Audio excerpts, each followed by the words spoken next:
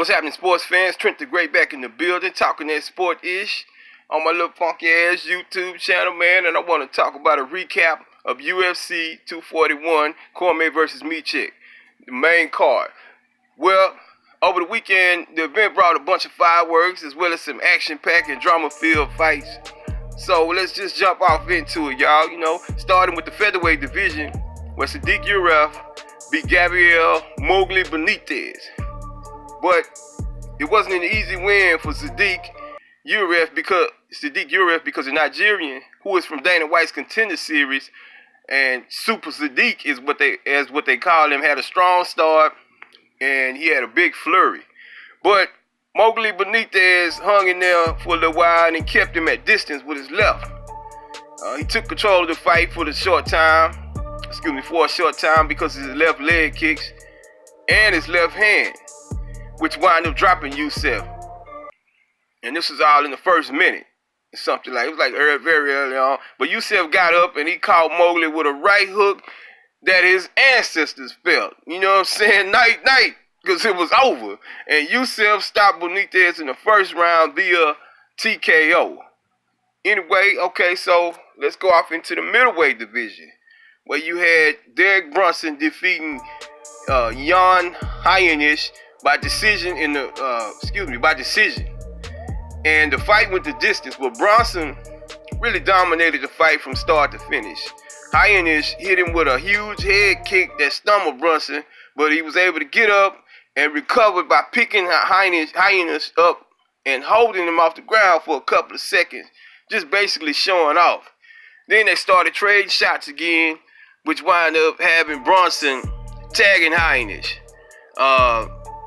Heinisch tried several times to take Brunson down, but all those takedowns were stuffed, and Brunson showed very good defense, and wound up in the end leaving Heinisch to take that L.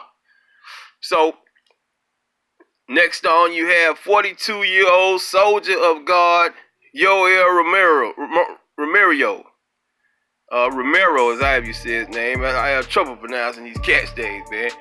Romero actually lost by decision in the third round to unbeaten Paulo Costa. Costa didn't dominate the older Romero because the soldier was game and he brought his A game. Now it's important to note that people expected this to be a very tough, very thorough, very action-packed fight. And man, these two cats didn't disappoint. This was a thrilling fight that lived up to expectations. And so much more. But it started off with both of these guys dropping each other in just under a minute of the first round. You know what I'm saying? Then they both got up and started throwing bombs and crazy punches all throughout to end the round.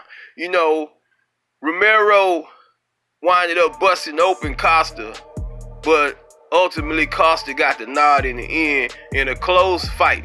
Hashtag throwing bombs, because they was laying them out there, man. But props to Romero for coming out there at 42 years old and getting this thing in with the young Apollo.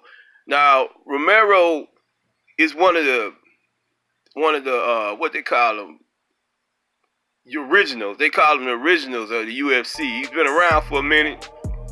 Like I say, he's in his early 40s, but the only thing is he's never been a champion. And he's one of the few guys who's never been a champion in the UFC, at least at that age. One of the originals.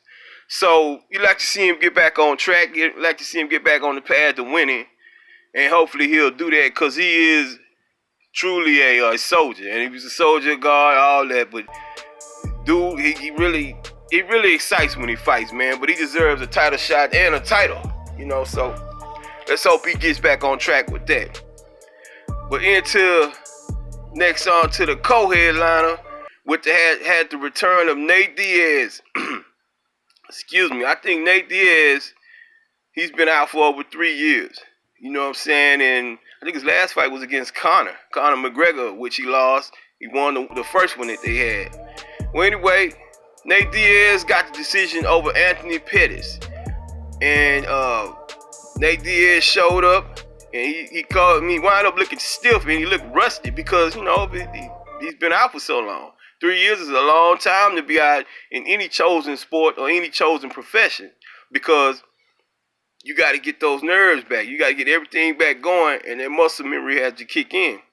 Well, Anthony Pettis came out, he hit him, and he landed better shots when they engaged. He hit him and tagged him a lot more on the inside, and he tried to hit him. He tried to hit him with low leg kicks, and caught him a few times. But Diaz was able to catch on, and he kept lifting his leg, and he kept coming forward. Now this is a very good tactic that they use, because what happens is the guy misses, and he exerts energy every time you miss. But by coming forward, allowed Diaz to get in close enough to check one leg kick that hurt Pettis' ankle. And this was seemingly the turn of the fight. It's what changed everything. And Diaz was able to get in enough to clinch him because of Pettis' injury. Well, Diaz wound up using his jiu-jitsu, and Diaz also went to the body with a lot of hooks and a lot of knees that almost got the stoppage. Almost had the ref to stop it because he was putting that work in on my man Anthony Pettis. You know, now this fight was hyped, and they both was doing a bunch of talking, and anybody knows Diaz does more talking than anybody. You know what I'm saying? But one thing about that guy, he came in, he backed it up, and he always comes in to back it up, even in a loss. And he'll talk mess to you in a loss just like he won the fight. But by the last round, Diaz had seemingly shaken off the rust, and he wound up getting a dominant win. And this was a big win for Diaz, and, well, it's kind of a big setback for Pettis, because where does it put him? You know, kind of back down the rung, because he was one of the top guys. I think he was a former champion. But he'll be back. He's a pretty good fighter. You know, but Diaz really dominated in this fight, man. And maybe a third fight with Connor's on the horizon. Who knows? You know, I'd like to see it, though. But anyway, on to the main event, which you had Stipe Miocic, versus Daniel Cormier. And Daniel Cormier won the first fight with a very early KO of Stipe, giving Stipe his only loss. Well, they exchanged in the first round, with DC picking up Stipe early in the first round, and he slamming him. And he pretty much did that with ease. You know, he walked around with him and then dropped him like he normally does, and that's one of his moves. And there was a lot more exchange wound up going on in the second round. DC was you could give the first 2 rounds to DC, but Stipe, you know, was using this 8-inch reach advantage a lot, more so than anything, especially when it came to the third round. Stipe wound up pushing DC against the cage, and he gave him a good shot on the inside that wound up having Daniel Cormier spitting up a lot of blood. Well, not a lot, a little blood, but any blood is a lot to me, especially when it's coming out your mouth, you know. So Stipe wound up getting a takedown on DC, but DC was able to get up away from that. And the body shots that Stipe hit DC with seemed to hurt him, that allowed Stipe to take control of the later rounds. And like I said earlier, as DC had taken over the earlier rounds. But Stipe ultimately caught DC with a body shot that hurt Cormier, and Stipe wound up catching him with a shot up top to the head, and he hit Cormier with a flurry to win the fight by TKO, in the 4th round. Wind up avenging his loss to Daniel Cormier from last year. And now Cormier came in as the favorite. Stipe, of course, was the underdog. I think he was a slight underdog, but an underdog nonetheless. And he wore Cormier down with the body shots in the later rounds. Cormier's conditioning has never been a problem before, but as you know, like they say, Asian nutrition kicks in, the body starts to break down.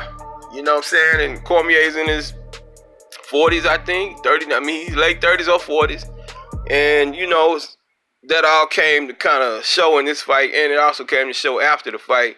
After he was interviewed by Joe Rogan and at the press conference, he said basically that he's going to take time with his wife and they're going to decide on what path to take, what future is up for him now. Because one thing about DC Cormier, he's very talented. He's a very well-spoken individual, and he does well with commentating. He's just as good as in commentating as he is in fighting. And a possible third fight with John Jones, I think that's something that's probably never going to happen. It probably shouldn't happen. I think actually it looks like they're both kind of, because of Jones' last performance, I think that they're both kind of moving past their primes. And I don't want to see DC get beat up or lose. He fought a very good fight. I mean, but maybe it's time to hang it up, walk out on a high, because it wasn't a bad, real bad loss for him. So he can recover from that, but maybe it's time to move on. Everybody has their time in the spotlight. Everybody has their shine, and he's a legend. Maybe it's time for him to move on, But if they have a third fight, it'll be a good one. It'll be a real good one. I think Cormier will correct some of the mistakes that he made. Took too many body shots, tried to engage too much with Stipe, who's a very good boxer. He's very underrated as a boxer, as a matter of fact. But anyway, man, that's my take on UFC 241, the recap. Cormier versus Miocic.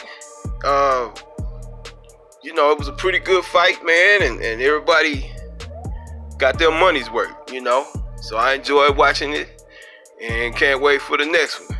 But I'm Trent the Great, man, talking that sport-ish, and I'm out. One.